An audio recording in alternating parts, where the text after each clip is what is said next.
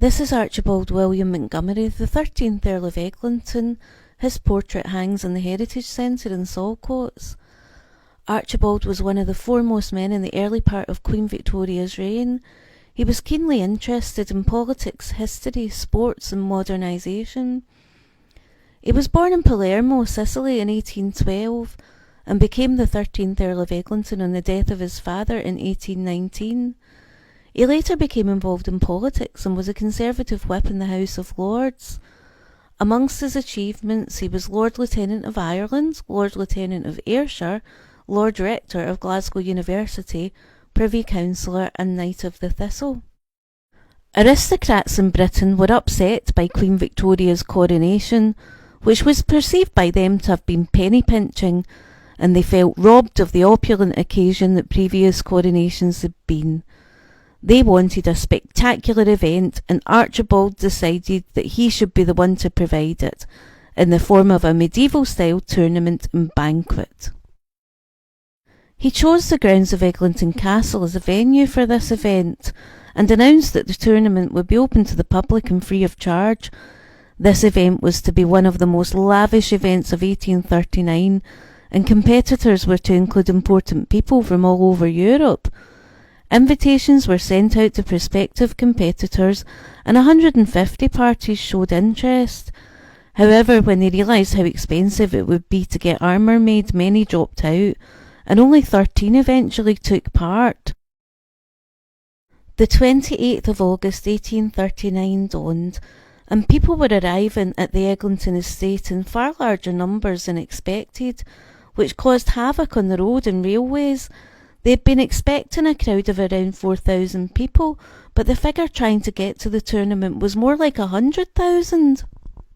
The tournament parade was due to start at 12 noon, but actually didn't take place until 3 hours later, and as soon as the parade started, the dark clouds appeared and the thunder, lightning and rain began.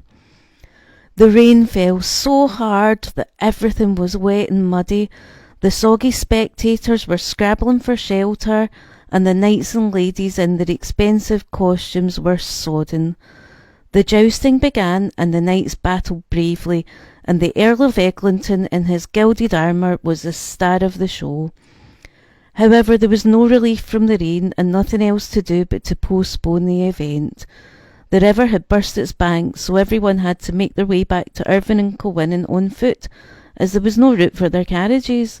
The great banquet was postponed too, as the temporary banqueting hall had collapsed. It was a disaster. On the following day, no activities could take place at all, as there was too much damage from the day before's weather. On the Friday, the weather improved and the knights were able to joust and have their melee, where they scored points by removing the crests from their opponents' helmets with their swords. However, the crowd was greatly reduced from the previous events. The Earl of Eglinton and his guests had their banquet and ball afterwards, although the medieval feast prepared was not to everyone's taste. Someone said the peacock pie was so tough that it must have been made from a knight's armour. Although the Eglinton tournament had not gone to plan, Archibald's friends raised money and had a magnificent silver trophy created in honour of the event. The trophy stands almost 8 feet tall and depicts some of the principal characters that took part in the Eglinton tournament. It's a masterpiece of craftsmanship. It's on permanent loan to North Ayrshire Council and can be seen in the foyer of Cunningham House in Irvine. We hope this has given you a little insight into the spectacle that was the Eglinton tournament. Archibald William Montgomerie died in 1861 after becoming suddenly ill while playing golf at St Andrews. His coffin was placed in the family vault inside the Abbey Church in Kilwinning, and he's the last Earl to be interred there.